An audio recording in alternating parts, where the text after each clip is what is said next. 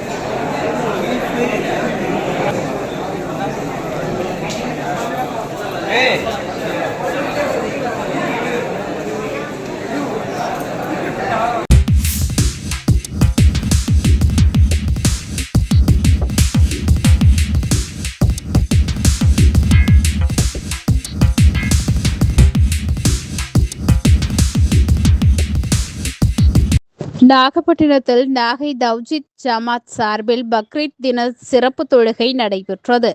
சிறப்பு தொழுகையில் நிறைவி நிஜாம் கலந்து கொண்டு சிறப்புரையாற்றினார். இதில் திரளான இஸ்லாமியர்கள் கலந்து கொண்டு சிறப்பு தொழுகை நடத்தினர்.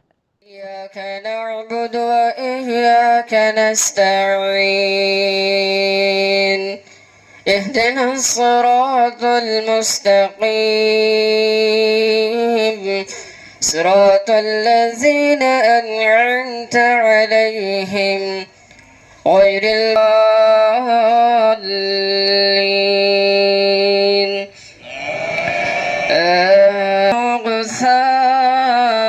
غثاء أحوى سنقرئك فلا تنسى إلا ما شاء الكبر صراط الذين أنعمت عليهم غير المغضوب عليهم ولا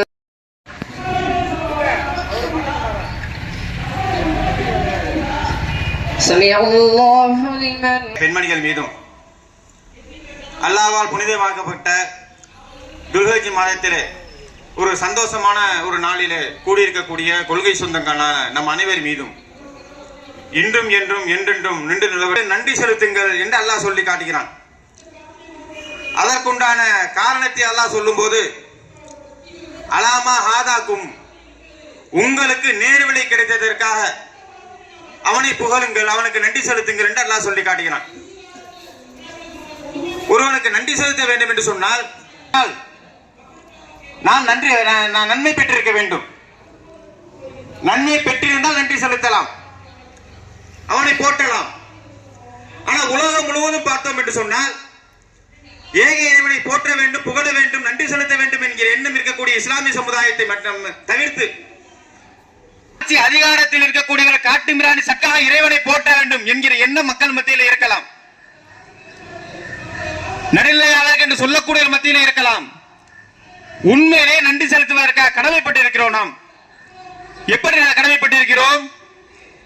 எத்தனை அறிவு ஜீவிகளுக்கு இல்லாத ஒரு எண்ணம் பற்றி சிந்திக்கிறாங்க, வானத்தை பற்றி சிந்திக்கிறாங்க, வேற்றுக்கிற கோள்களை பற்றி சிந்திக்கிறாங்க, விஞ்ஞானிகள் என்று சொல்லிக் கொண்டிருக்கிறார்கள்.